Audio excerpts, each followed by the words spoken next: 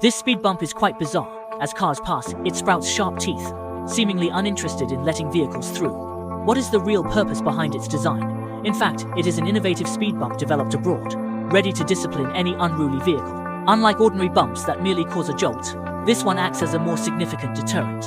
A fast driver could easily lead to a rear-end collision. Some have invented a liquid speed bump that's gentle as water when driven over slowly, but becomes rigid against those who speed, giving them a jarring experience of lifting off their seat. Inside the speed bump lies a clever mechanism. It's filled with a non-Newtonian fluid.